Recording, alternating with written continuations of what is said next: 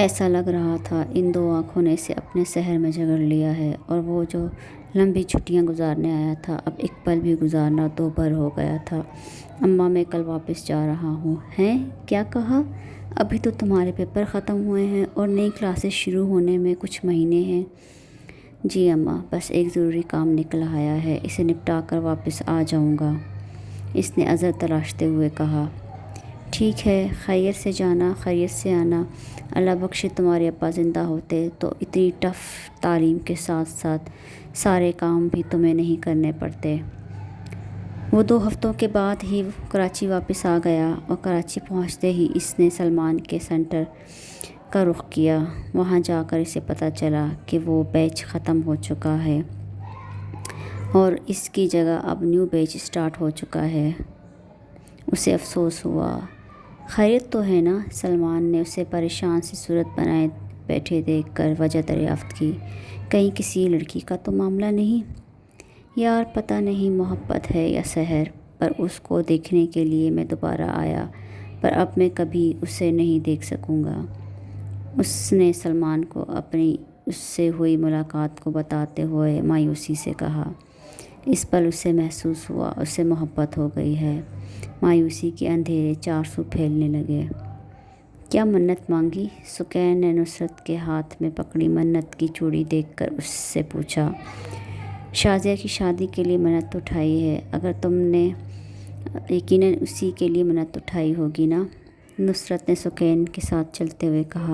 ہاں، سکین نے اپنی مسکراہٹ کو چھپانے کی کوشش کرتے ہوئے کہا۔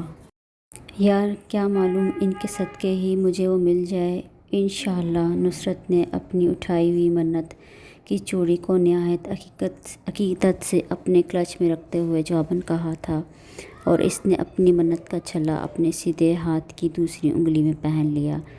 وہ دونوں امام بارگاہ سے باہر نکل آئیں کہ باقی گھر کے سبھی افراد انہیں اندر نظر آئے کہ شاید وہ باہر جا چکے تھے۔ جیسے ہی وہ دونوں باہر سبیل کے پاس پہنچی، سامنے ہی انہیں باقی سب نظر آئے۔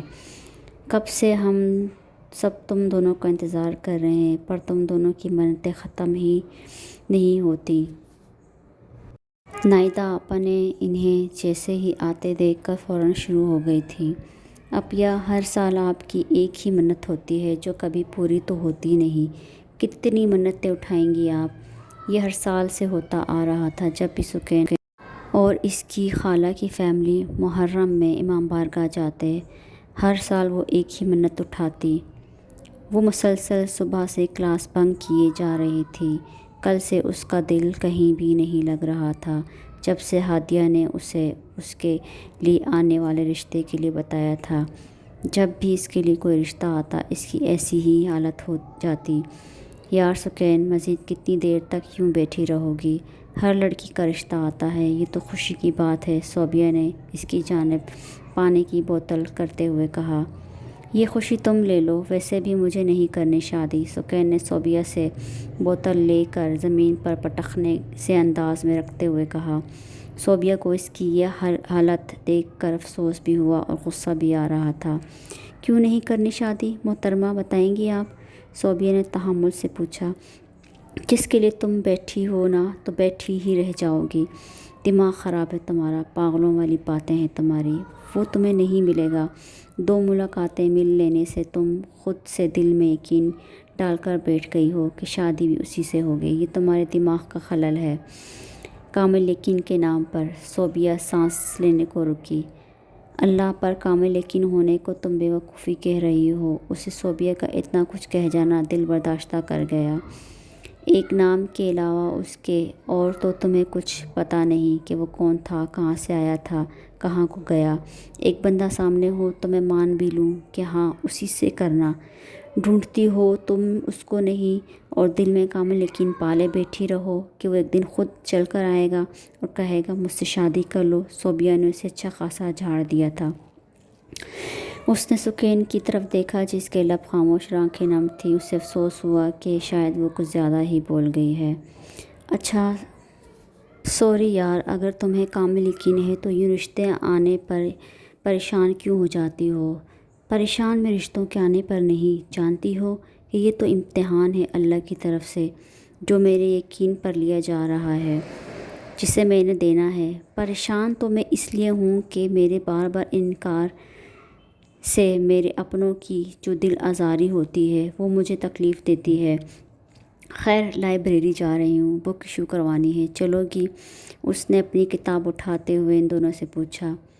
اندر آ جاؤ، سکین نے غصے سے دروازے کی طرف دیکھتے ہوئے کہا جہاں سے آواز آئی تھی۔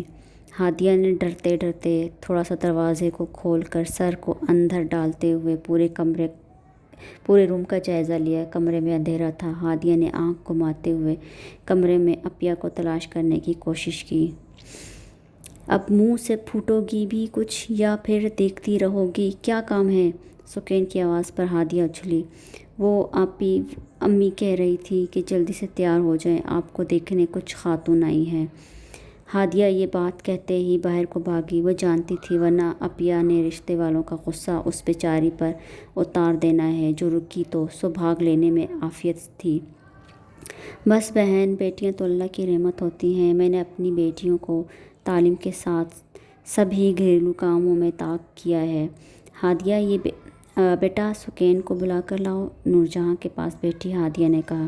جی امی جان۔ وہ سکین کو بلانے اس کے کمرے میں آئی تو اسے سوچ میں ڈوبا پایا۔ اپیہ، امی بلا رہی ہیں، آپ ابھی تک تیار نہیں ہوئی؟ ہادیہ نے اسے عجیب سے ہولے میٹھے دیکھ کر حیرانگی سے پوچھا۔ اچھی لگ رہی ہوں نا؟ چلو، مہمانوں کو بے چینی سے میرا انتظار ہوگا۔ سکین نے پھٹی ہوئی چادر کو سر پر لیتے ہوئے پریشان کھڑی ہادیہ کی طرف دیکھا۔ اپیہ، یہ آپ کے چہرے کو کیا ہوا ہے؟ آپ کا رنگ کیوں اتنا خراب ہو رہا ہے؟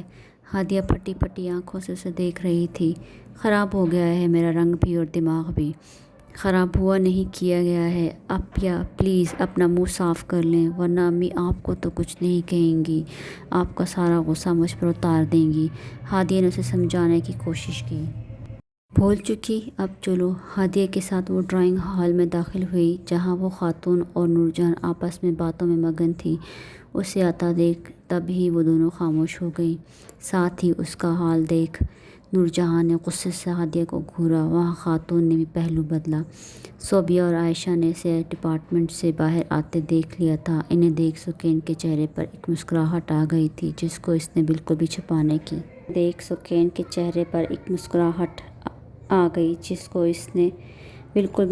کی کوشش نہیں کی اور وہیں ان دونوں کے ساتھ گھاس پر بیٹھ گئی۔